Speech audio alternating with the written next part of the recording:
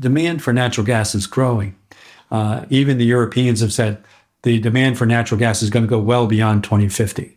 So, the demand's going to be there. It's not something that's going to go away. And I do believe in all of the above strategy. I do believe we need to have renewables. We need wind power. We need solar power. We also need nuclear power. But we also need natural gas power.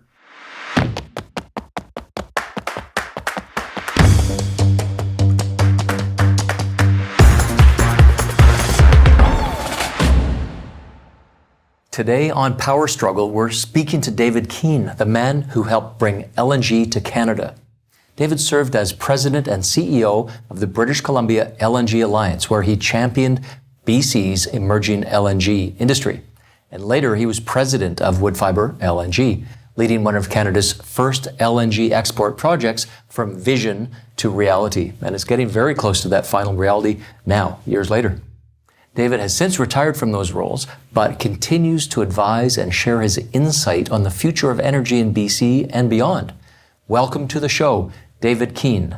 Today, I'm looking forward to hearing the story of you coming to Canada, what you did in Canada, what you did after, and the ideas you have or the perception you have of what the future holds. But I just wanted to go back to how you got to Canada. So what were you doing and when did you come to Canada? Well, I first came to Vancouver as it relates to LNG in 2011. And I was with BG Group, which used to be British Gas. And I was vice president of policy and corporate affairs for their North America and Caribbean region, as well as the global LNG region. So that took me to Canada, the United States, Mexico, Bolivia, Venezuela, Chile, Brazil, and Argentina. Of course, Trinidad and Tobago. So that's what I was doing.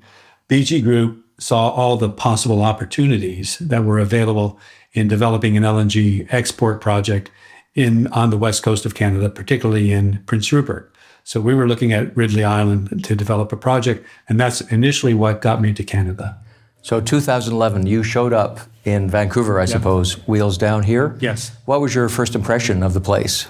I thought it was absolutely stunning. I mean, just tremendously beautiful place. The mountains, the water, the temperature. I made a lot of really good friends. I could play golf year round in Vancouver. So it was just a beautiful, beautiful place. And the people were just tremendous. I made some really lifelong friends in Vancouver, in Terrace, in Prince Rupert, in Kitimat, and other places around, and actually even Ottawa. I'm just curious how you prepared for your career. What did you study, and what were some of the milestones that kind of made you who you are as a professional? I think if any of my teachers when I was in high school saw me today, they'd be shocked. So I think it was an amazing opportunity that I had. And to end up where I am is just amazing. So I graduated from high school. I came from a very poor family. I couldn't afford to go to university. I didn't pay attention in school like I should have, so I couldn't get a scholarship. So my option, this is during the Vietnam War, my option was really to go in the military. And so I decided to go in the Army. But I enlisted in the Army for a specific purpose, which was to fly helicopters, which is what I did for almost 10 years from 1979. Then I got out, got my degree from Kansas State University.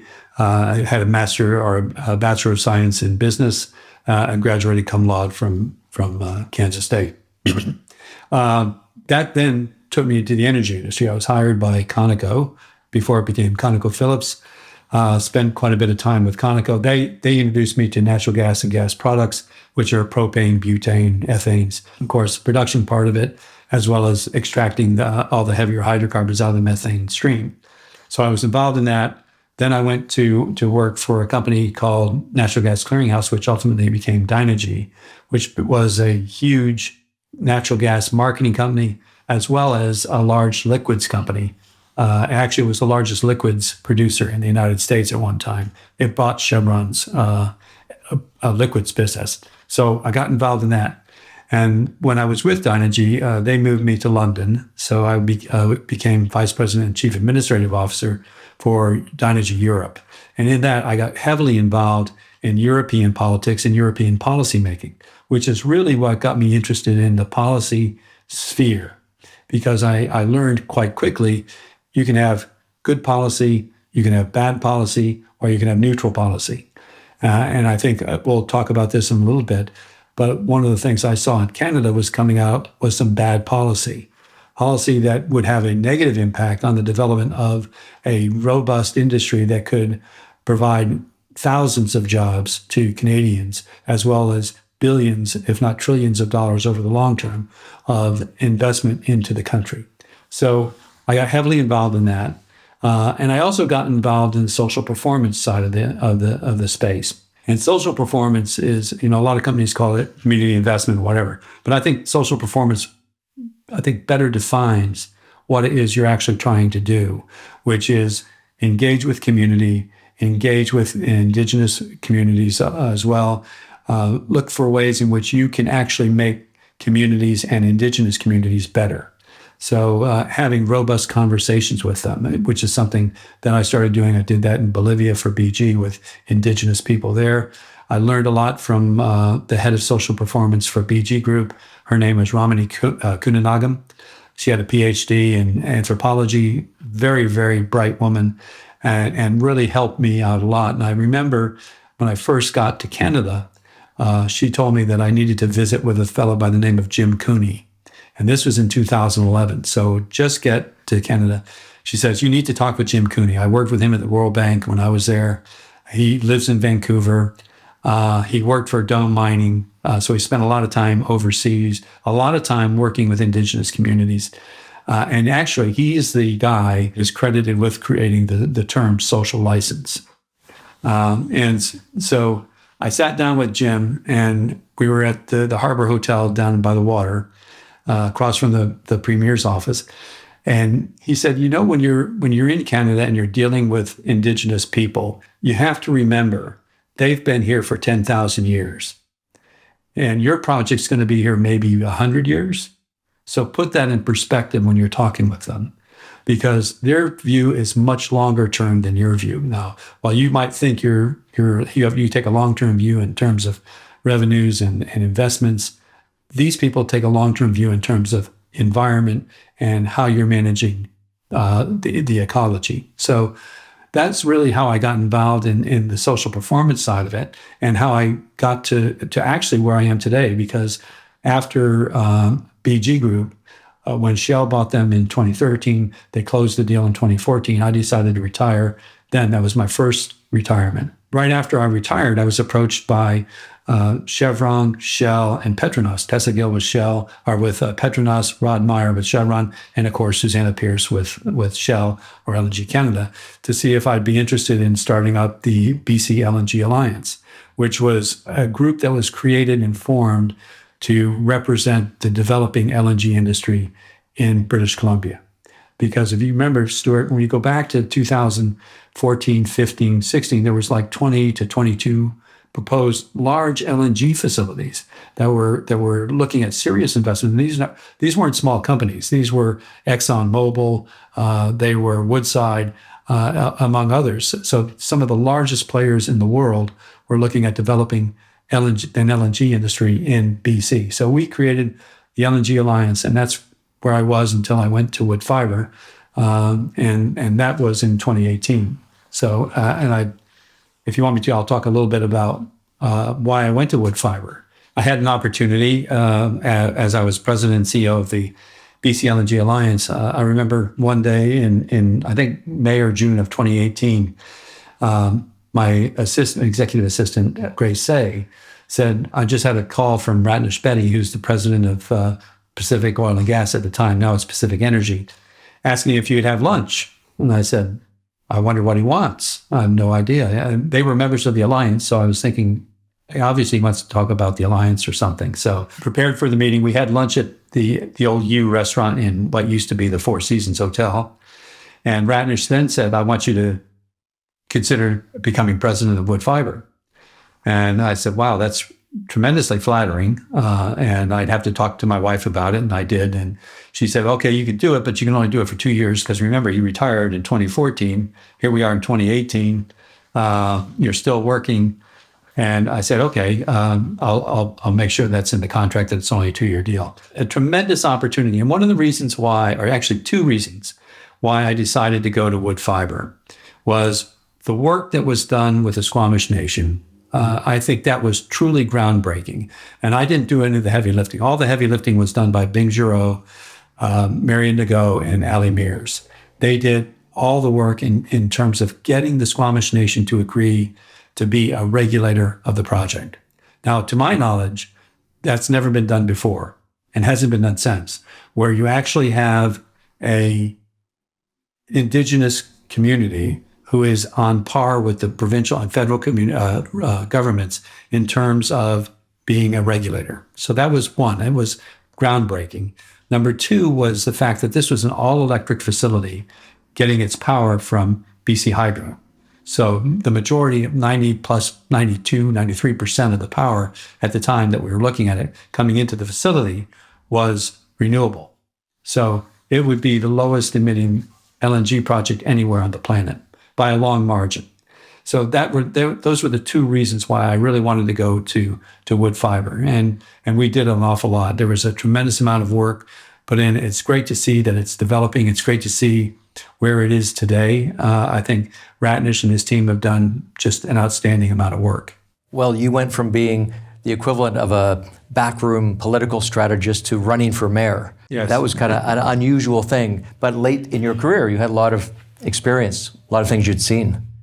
What was surprising about what you discovered? Because you said yes to that job. What was surprising was still the amount of pushback in terms of greenhouse gas emissions. Right. Nothing with regards to pushback from the Squamish Nation, but we had tremendous support from Chief Ian Campbell, from Chief Bill Williams, who unfortunately has passed away just recently. So we had tremendous support from the First Nation, but it was surprising the amount of pushback we had from the Squamish government. And I said, I would agree with you in terms of reducing greenhouse gas emissions if we lived in a bubble, and that we shouldn't be producing anything here. If we had this big dome over British Columbia, I could understand that, but we don't. And LNG, or natural gas demand, is going to be met. So it's either going to be met by jurisdictions like Canada, British Columbia, that are actively and actually proactively working to reduce greenhouse gas emissions, or it's going to be met by Russia, Iran, the Middle East, other places where they don't really care about greenhouse gas emissions. So the demand's going to be met. So wouldn't you prefer that we reduce global greenhouse gas emissions versus just a spot of greenhouse gas emissions in Squamish? And for some reason, we just couldn't get that across, because I think, if you look at where the project site is located, it's well away from the Squamish community. The only way you can get to it is by boat. And so it's isolated. It's doing everything it can to reduce greenhouse gas emissions. It's doing everything it can to work and be a very good partner with the Squamish Nation. So I think that was a little bit of a surprise for me. Yeah, well, that community has been interesting. And when I think about power struggle and the challenges of getting the energy the way people want it, they want it to be affordable. It's got to be there when you need it, so it's got to be reliable. And it has to perform the way society wants, whether that's environmental or in other measures. And if you can get all those 3, you're golden. And LNG checks those boxes, doesn't it? It does. But I think that I go back to some of the apprehension that people have. I mean, and it's understandable, because people are not familiar with the product. So they're not familiar with, is it explosive? Is it going to cause property damage? Is it going to hurt people? Is it going to hurt the environment? What about ships and whales? Are they going to be impacted? Other marine life? So there's because the industry was new, people didn't understand and weren't really informed about what LNG is and what LNG does. One of the things that I think is important today going forward, as companies look to develop more projects in British Columbia, is to make sure that you're engaging with the communities long before you ever decide that you're going to put a plant in their jurisdiction. So make sure they understand what you're doing, and then educate people about what LNG is and what LNG isn't.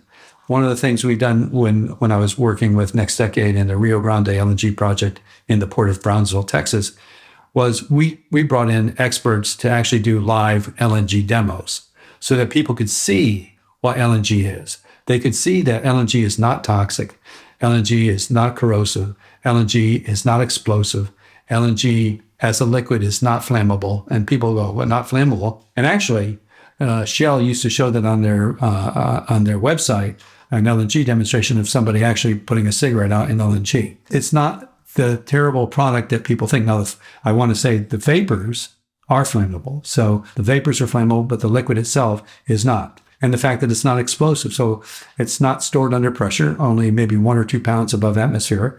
So the ships transiting Howe Sound or wherever are not transiting with propane or butane that's stored under high pressure.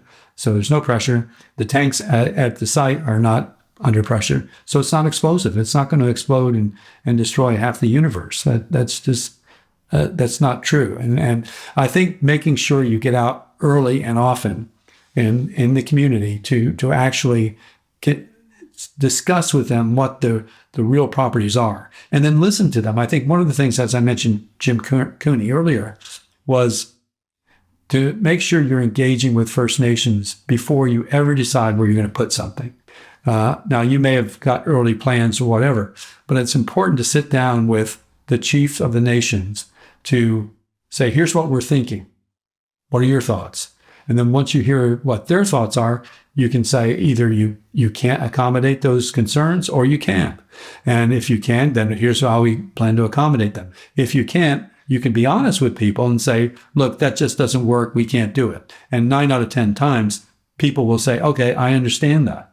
And we'll accept it. But the most important thing is to go out and listen to what the communities are saying. Listen to what the First Nations are saying. And I mean active listening, not just sitting there ticking a regulatory box. It's really engaging and showing you are concerned about them as people. Right now, I would just state it's a well-known fact that the number one LNG, which stands, I don't think we've said it, so liquefied natural gas. That's when you cool natural gas to be like a tiny fraction of its volume when it's a gas to be this super cold minus 160 degrees Celsius, and then you can literally pour it like it is a liquid, liquefied natural gas.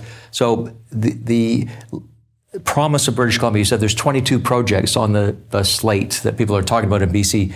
You've just left Texas, which no one knew, but it was destined to be what we know it is now. That is to say, the number one LNG exporter in the whole world, more than anywhere in the Middle East or places in Africa or Australia that were early entrants.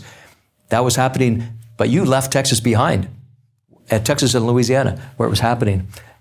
So you show up and you become, I'd like to call you the godfather of the Canadian LNG industry, because the things you worked on when you were the head of the BC LNG Alliance were what set the rules for this whole new industry. Never had it before.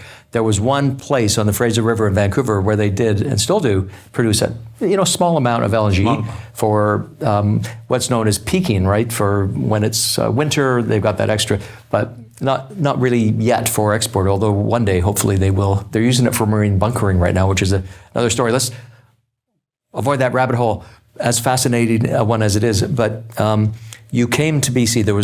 There was lots of something, though, but there was no LNG terminals on the coast. So you show up here.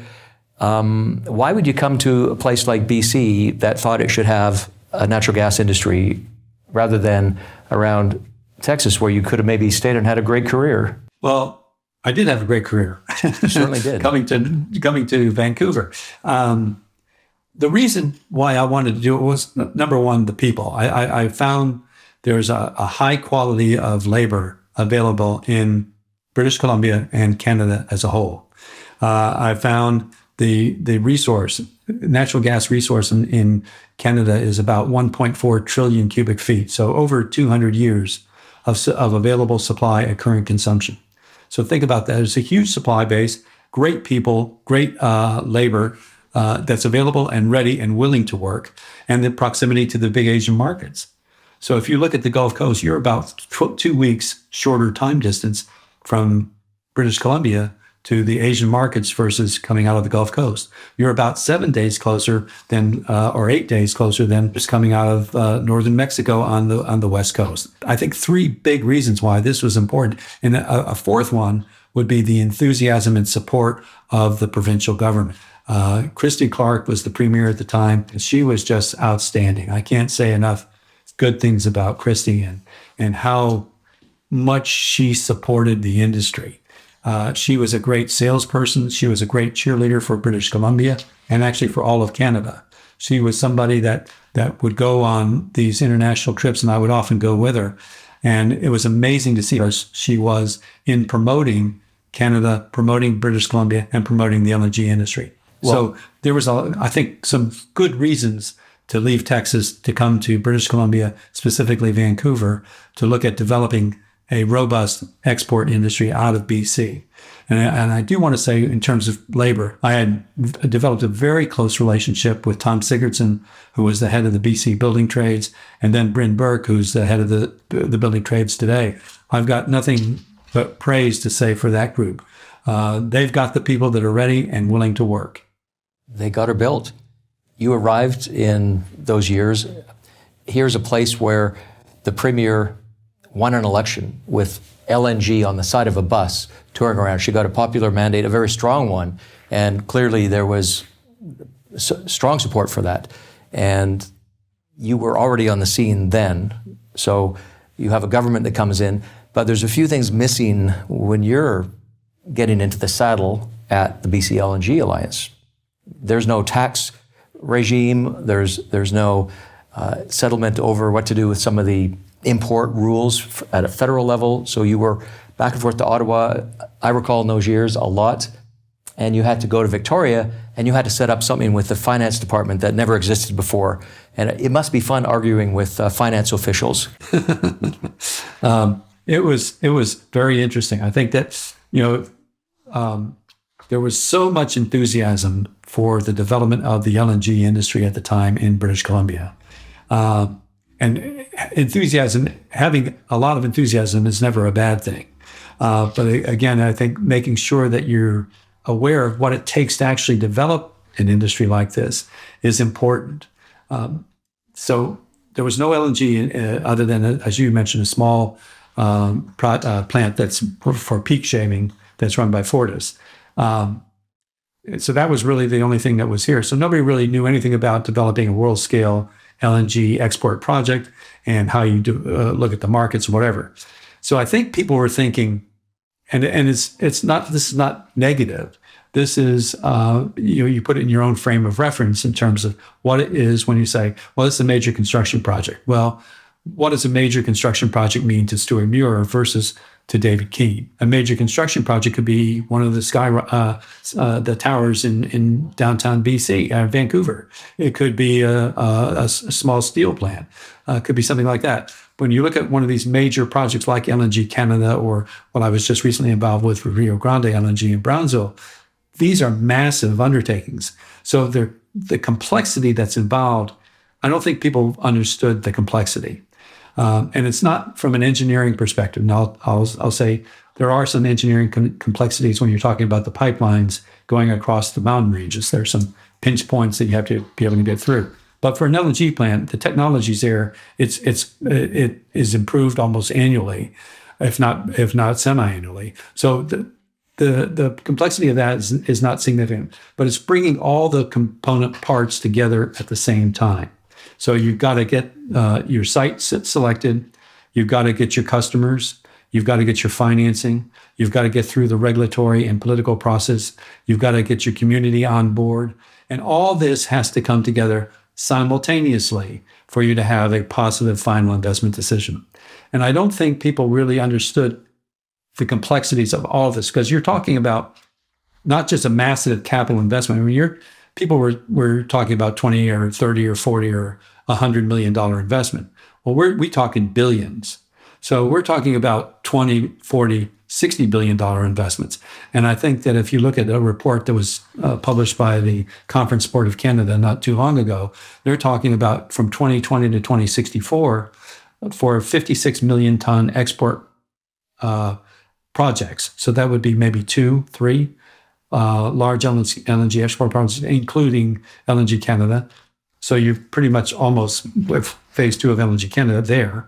That would represent about a $500 billion investment in British Columbia over that period of time, with around 96,000 jobs annually created for Canada, as well as about 71,000 jobs annually created just for BC. So I don't think people really understood the complexity of putting all of this together, and then the logistics required around getting everything done. So one of the issues that came up to the LNG industry quite early was the notion of an LNG income tax. Well, the industry hadn't even had an FID yet, and we were notified that the government was going to create this LNG income tax of about I don't remember exactly. I think it was around 3%. So it's like, well, wait a minute, we haven't done anything. So you're already talking about taxing us, and that was a concern that was, I don't think the government realized how concerning that was to the major players, because it was, well, they're going to tax us before we even get started. What are they going to do after we get steel in the ground and we can't move it? What's going to happen then? So there was a strong concern about how this was going to take shape. Needless to say, we worked very closely with the BC government on crafting what the LNG income tax would look like. And I think we had Steve Carr, who was the deputy minister at the time, who was very supportive of the industry, and he was followed by Dave Nicolaji, who was, again, very supportive. And those two men were very easy to work with. They might not agree with you all the time, but we all actually became friends and could have a conversation where you could disagree and still be friends and still have a beer after work. So that helped a lot too. I think the notion of developing these personal relationships, whether it's in Ottawa, very good relationships with senior government people in Ottawa in the Trudeau period. So. And that helped a lot too, because you could talk to them. The federal government came out with the tariff on fabricated industrial steel components, which was would have had a significant impact on Woodfibre, in not just at $10 million, about $100 million worth of impact. So getting that removed was extremely important, and we got pushback from the government in Ottawa. But I went there, as you mentioned, quite often. I was probably going there once a week and sitting down with the finance minister at the time. And ultimately we got them to agree that we can give you a waiver on an exemption on the fabricated industrial steel components tax, which is important. And that was another one that helped us get to a point where Woodfibre could have a final investment decision. You think about the benefits from LNG. You've talked about the jobs, the investment. You talk about the revenues that could flow to government if you get that right. One thing I'd like to hear you on, David, is the value of those gas molecules. So they exist in what the industry calls the upstream, places like the Montney Shale in northeast BC and in Alberta. And right now, all that gas that isn't used in Canada goes south to our friends in the United States. And can you talk about what the value proposition is here? What is the delta between what we get as Canada when we sell that to the United States with what we could get if we get it to a global market? That's something that we were saying back in 2011, 2012. You're tied to one market today, one export market, and you're a price taker. So whatever the U.S. government says or U.S. market says, this is what we're going to pay, you have to take it. And actually, not too long ago, I think a few months ago, the price was free, or actually negative. So you had to pay somebody to take your gas if you were going to produce it. So that doesn't make any sense. So I think saying we want to diversify our markets is extremely important. And I'll kind of diverge just a bit here, Stewart, because when you look at the BC LNG Alliance and the industry and looking at the market, so you have you'll be selling it, say, around, instead of taking a negative price for it, or a price of 50 cents per MMBTU, million British thermal units, you'll be able to sell it for $10, $12, $13, $15 per MMBTU to the Asian markets. So when you think about one of these ships hold about 3 to 3.5 billion cubic feet of gas. So you're talking about $40 or $50 million of value on each ship as it leaves. And if you're a big LNG export project itself, you're probably 1 or 2 ships a day. So that's a lot of revenue coming back into Canada. So it's not just going to the resource owners or the operators of the LNG plants. The balance of payments accrues to the Canadian government, which I think is extremely important. And think about where Canada would be if Goldboro and Bearhead on the East Coast had been allowed to switch from import facilities to export facilities, and where they would be today if they were selling 10, 15, 20 million tons of LNG to the European market. I mean, it'd be much cheaper than going from the US Gulf Coast. Segues into the global picture, wars, what's happened in Europe since the time that you got started with Woodfibre LNG, supply shocks that we've seen, growth in demand. Who expected AI to come out of nowhere? Now there's, I think, over 300 major AI or data center projects in the US. They're going to consume an enormous amount of energy. It's got to come from somewhere. And here's Canada in this picture. What's a Canadian worldview on all of that? I think that's exactly right. Demand for natural gas is growing. Even the Europeans have said the demand for natural gas is going to go well beyond 2050. So, the demand's going to be there. It's not something that's going to go away. And I do believe in all of the above strategy. I do believe we need to have renewables. We need wind power. We need solar power. We also need nuclear power. But we also need natural gas power. So to think that hydrocarbons are going to go away is, I think, a bit naive. And you start thinking about everything that hydrocarbons are used in.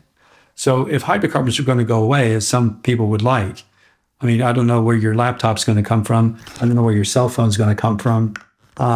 Your coffee cups, your cars, even if they're electric cars, they still require hydrocarbons to get built. People need to think about all of this that hydrocarbons are involved in. So to simply say we want to get rid of hydrocarbons doesn't make a lot of sense. I'm hopeful that through information campaigns that people will come to realize that hydrocarbons are not the bad thing out there.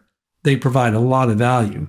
And you start thinking about energy poverty and what this means for places like India, where they're still burning wood or dung. Well, look at the greenhouse gas emissions associated with all of that.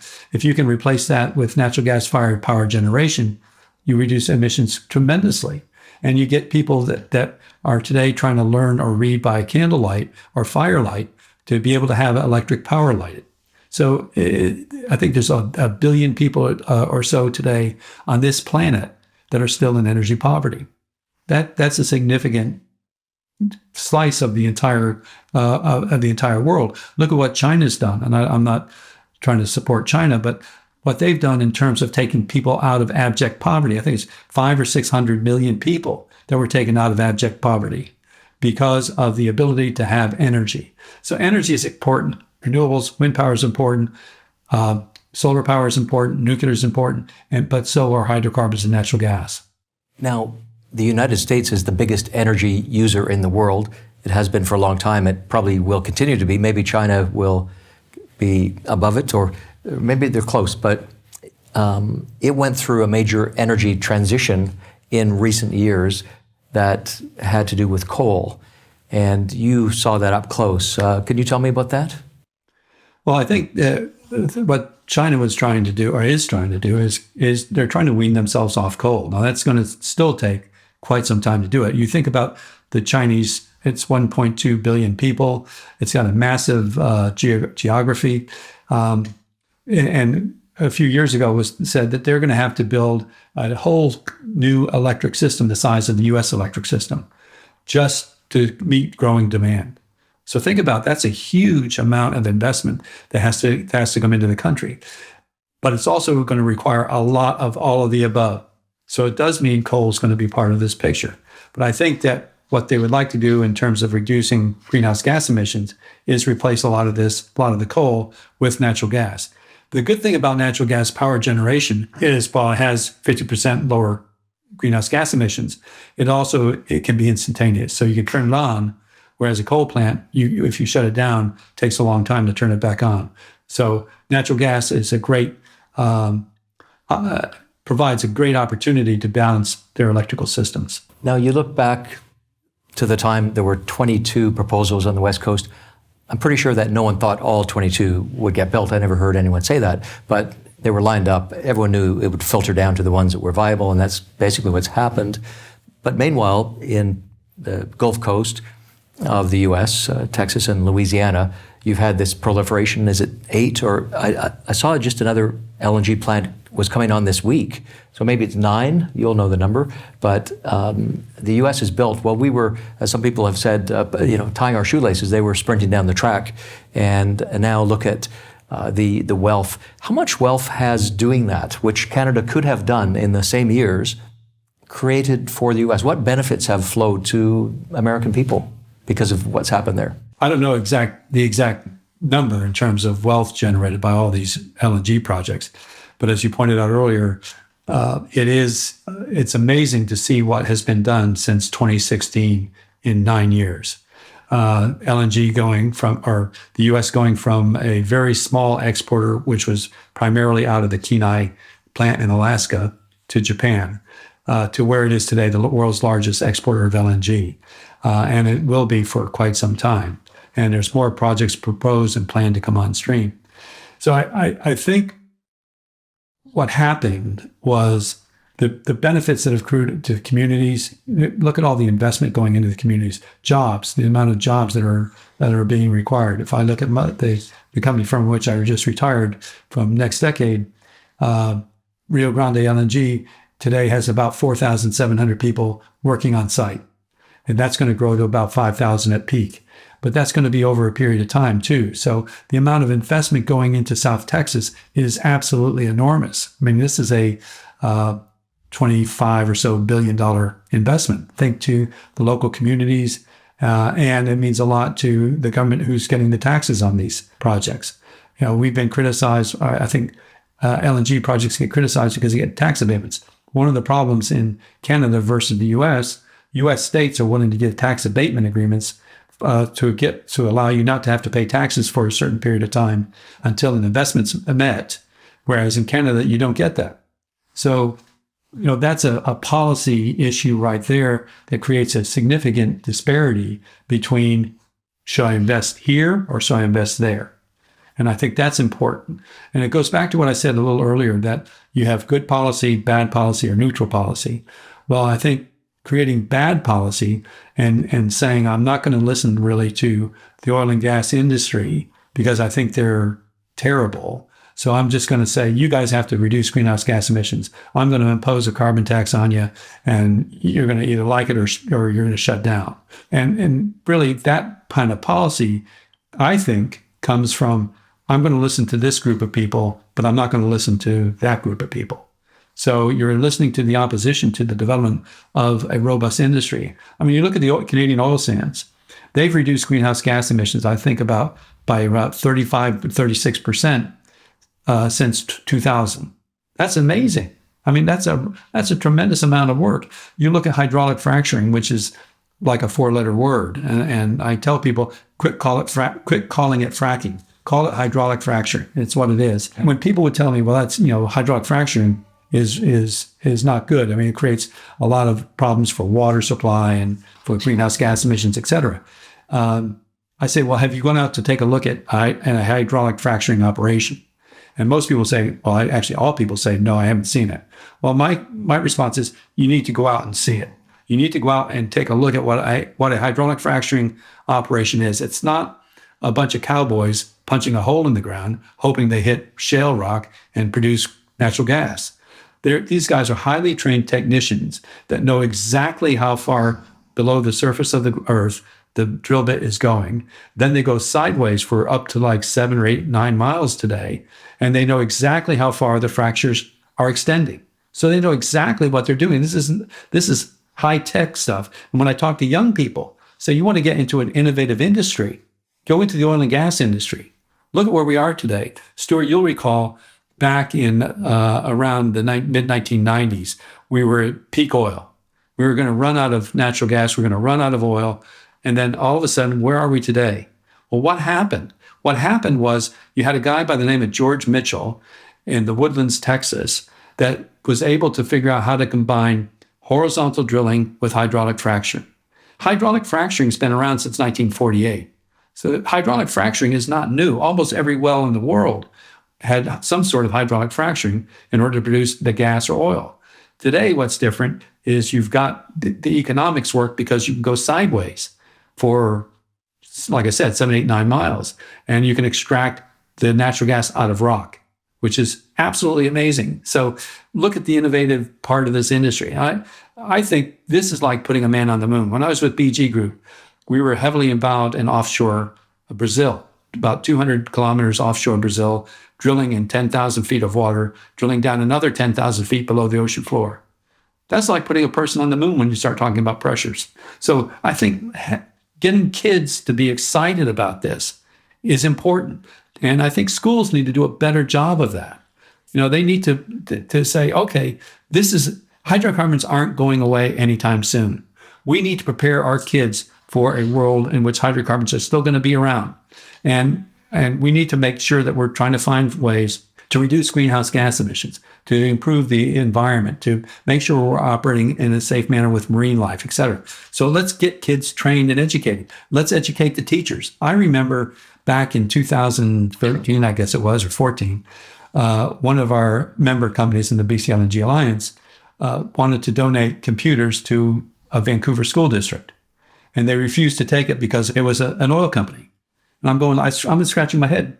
This company, now if it was Apple, they'd take the computers. But because it's an energy company, they refuse them.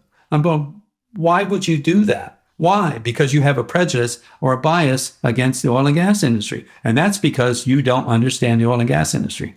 Now, I remember, and I'm probably going sideways on this question, but I remember when I was in a position after I first took over the started the BC LNG Alliance, I was fortunate to be able to get Jazz Johal as our head of communications. Jazz had just left Global TV, and Jazz was outstanding. And he said to me after a month, he said, you guys in this industry do a great job of talking to yourselves, but you do a terrible job of talking to people. And that's true. The industry itself is, because as I think you've seen, in corporate speak, you have to be very careful because you have to be concerned about stock prices and the SEC and how is this going to impact certain things. If I say the wrong thing publicly, that could tank the stock price. So people are very concerned about that. But we still have to find a way in which we can go out and educate people about what hydrocarbons are, what they're not. Same thing with LNG. What is LNG? What is LNG not? And I think educating people to do this and getting kids to get into STEM programs is really, really important. Do you think the act of going out to see some of these sites, you mentioned that pretty much no one ever gets out to a fracking site, to a drilling site where hydraulic fracturing is used. I've had the privilege of going to see it myself, so I know what you're saying. You have that experience, you see it up close, you can ask questions, you can hold those little balls that go down in there and close off the end of the tube. It's unbelievable technology.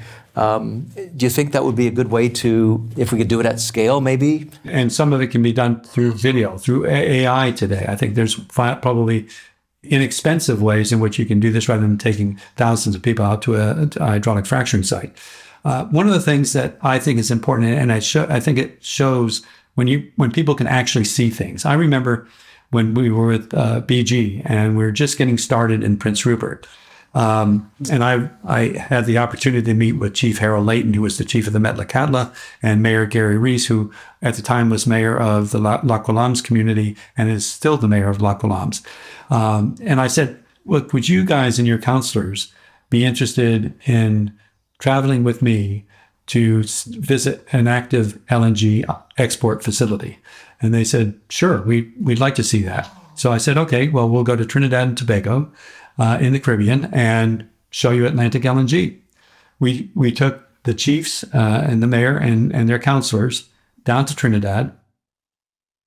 And we had an opportunity to spend a full day at Atlantic LNG. And they could ask any question they wanted. They were not restricted in any way of asking any questions. And at the end of the day, two things came out of that trip. One was one of the counselors for the L'Aquilons said to the president of Atlantic LNG, said, I'm really impressed with the safety culture. The fact that people are really, it's not just a phrase. It's not something you just throw out and toss around.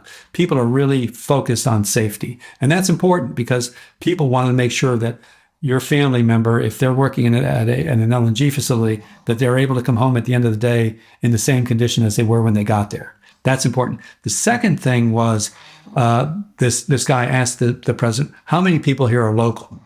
Because he was thinking, well, this is they're all expats running this facility. And the president said about 99.5% are local, are Trinidadian. And keep in mind that before Atlantic LNG was ever built, there were no LNG facilities in Trinidad and Tobago, much like what we were talking about in Prince Rupert. So did they start it up with some expats? Absolutely. And they were there to train their replacements to take over, because you don't want to have an army of expats because it's very expensive, when you should have local people doing the operations. So there were two things that they came away from it. And I'll never forget one of the counselors leaning over to Mayor Reese saying, we should just approve this right now on the bus going back to the hotel in Port of Spain. And I told Gary, I said, yeah, we should approve this right now. And Gary and I have been friends ever since. And so I think doing that, number one, gives you time with people. And number two, they get to see an actual facility and realize it's not as dangerous, or it's not this nefarious thing that you're talking about. It's real steel on the ground with real people with real jobs. And in Trinidad, there's about 700 people working in Atlantic. So I think those are things you need to do. And again, finding ways in which the oil and gas industry, like CAP, does a great job of trying to get out and educate people and inform people about what the oil and gas industry is. I think every company needs to be doing that in their communities. Every company needs to take an opportunity to do this. I think you need to start with some of the schools as well, senior management in the school districts, so that they can see, you can take them out, and then they can spread the word to the teachers, so that the teachers aren't just saying, well, this is a dirty industry and you don't want to go into it. That's not true. This is, again, one of the most innovative technical industries that I've ever seen. They're, in my view, they're right up there with SpaceX and NASA and other organizations like that. You've got a playbook. Thank you for sharing that. And a call to action. Thank you also for that, David. I think it's almost time to wrap up. I feel like we could spend actually a few hours in this conversation, because there's a bunch of things we've been talking about that I'd love to delve into more, but this won't be that time. I hope there will be a time in future. But I would like to maybe come to a conclusion of this great conversation today by asking you what you hope or predict the 10-year horizon looks like in Canada. The West Coast, maybe the East Coast too, maybe other coasts. What do you think the future is or could be if we get everything right for Canada in this industry that you know so well from your whole career? Well, I think, like the Conference Board said, I don't think 56 million tons of export capability is out of the realm of reality. I think you could have 70 tons of LNG export facilities. I think there's room on the West Coast to do this. I think there's room on the East Coast. Again, if you think about where Canada wants to be and the revenues that will accrue to Canada as of developing this, where one of the things I always mentioned when I was talking with politicians was, if you don't want the resource industry, whether it's mining, oil and gas, lumber, whatever, who's going to pay the bills? Who's paving the roads? Who's paying the hospitals? Who's paying the teachers? Where's all this great stuff that we really enjoy in Canada? Where's it coming from? So somebody's got to be doing this. Now, we do have to do it right. The industry needs to make sure if you have bad actors, you need to get rid of them. You need to throw them out. And the government, if they find bad actors, needs to shut them down. But I can say I've never heard in my 45 years in the oil and gas industry, I've never heard anyone say, hey, I want to produce more greenhouse gas emissions. Hey, I want to destroy the environment. They don't want to do that. they have families as well. They want to make sure that their families are taken care of. They want to make sure that they have clean air to breathe, and that they have clean water to swim in or fish in, and that they want to make sure they protect the wildlife and animals and also the marine life. So I think there's a lot to be done. There's a lot still to do. And it's really sort of a all of the above approach to how we engage with communities. And I think that's, again, going back to what I said earlier, it's active listening. Active listening. So you're concerned about hydraulic fracturing. Well, let me take you up and show you what a hydraulic fracturing site looks like. Or I'm concerned about LNG. Well, let me bring in an LNG expert, third party, completely outside the company, that will demonstrate LNG. What is LNG? What isn't LNG? We did that with Ford was kind enough to supply us with LNG, and they had a person that was doing the demos. And I mean, when people actually see, and kids get up and see that it floats, it doesn't sit on water, it's not flammable, it's not explosive, et cetera, et cetera, et cetera, they become excited about this. It's a science project. It's really quite interesting, and kids love doing that. So my call to action, again, is for companies to take a more proactive role in their communities and get out and actually not just engage with low-level people in the communities, but get out with the senior leadership of the communities, get out with the senior educators in the community so you can educate people and get kids on board, because this is a tremendous industry. It's an exciting industry, and it's going to be around for a long time. Well, David, I do hope this is not the last conversation we have about LNG, and I do hope it's not too long until we see you again in Canada, whether you're coming up for a holiday or maybe you'll get pulled back into the industry. It can be very hard to leave when someone's got your level of expertise, even if you're trying to retire again. Thanks for coming on. I've been really hoping for years, actually, ever since I first knew you, because I knew you were building this whole structure for a new industry would never had to come into existence. You did that, and then you surprised everyone by showing it. Suddenly you're the CEO of an actual LNG. You were actually doing it, not just talking about it. Not many people have that in a career, but you did. And thank you from everyone here in Canada for what you brought about, because you are building a future. It's a cleaner future. It's a more prosperous future. It's bringing security not just to Canada, but we know that countries that are investing in Canadian LNG are getting more security for them, whether that's in Western Europe or in Asia. So thank you for those gifts to Canada. Stewart, thank you very much. Pleasure to be here.